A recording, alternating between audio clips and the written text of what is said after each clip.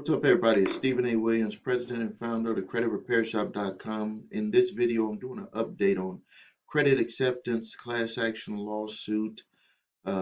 Just to bring you up to speed, credit acceptance, subprime auto finance company has gotten themselves into trouble, similar to what happened with Santander, but this seems to be a lot worse from the way that I've been reading it. In my past videos, I had talked about what was going on. It seemed like it's working its way through the states. This is going to be more states than what was with the Santander. 34 states look like they were.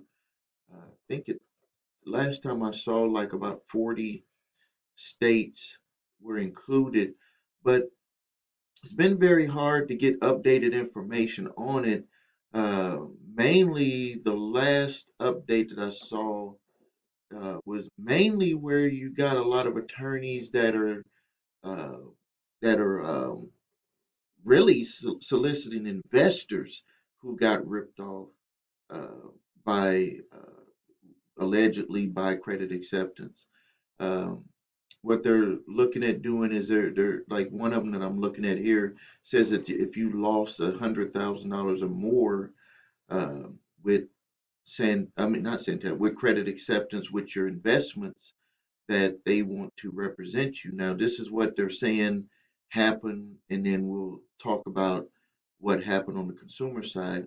They're saying that with investors and people who invested in the company, they made misleading statements and they did not disclose that the company was topped off of pools of loans that they packaged and sanctioned and scrutinized with higher risk loans. So from subprime borrowers for that bought cars, what these companies would do is they would package up and sell those packages to investment companies, people, mutual funds, and and they would want to get those payments coming in. But what they didn't do is they didn't disclose how much of those loans that were in the package, the amount that was in that were good, that were like A and B rated credit versus the subprime credit. And what happened was a whole bunch of these packages that were put together,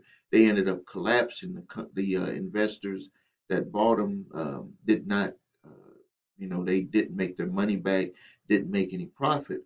And what ended up also on the flip side, so you have an investor side where uh, credit acceptance is in trouble, and then on the side with the consumer, what they were doing to, in a way, balloon and make these things look better for these investment groups was that they were uh, subjecting people who got auto loans to hidden finance charges resulting in this is straight from an attorney's lawsuit class action for investors, is that resulted in hidden finance charges resulting in loans exceeding the usury rate ceiling mandated by state law, which means that when they added on those hidden finance charges, rather than you having a loan, let's just say, even though we know it was higher than that, 10%.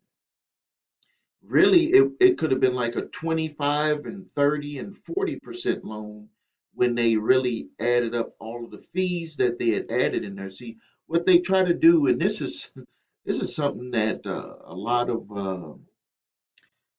I don't want to say bring political into it, but a certain political group that always talks about lowering taxes, what they usually do is they lower the taxes and then they add up a bunch of fees on there. So you're actually paying the same amount. It's just that they can claim that they lowered your taxes.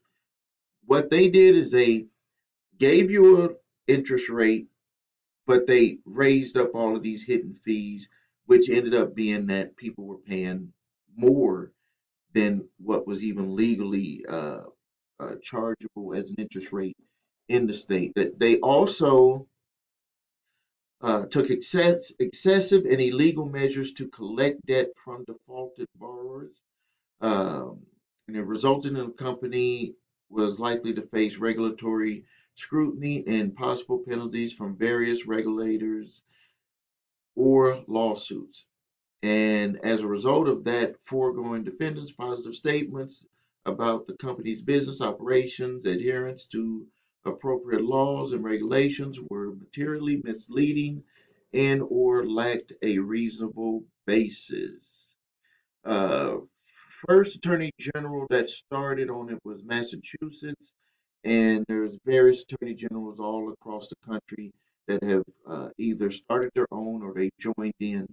But the thing about it is that this is a very slow process. Like with Santander, things were moving pretty quick, and it was more, um, they had more information coming out for individuals, at least where you would know what was going to be a potential relief.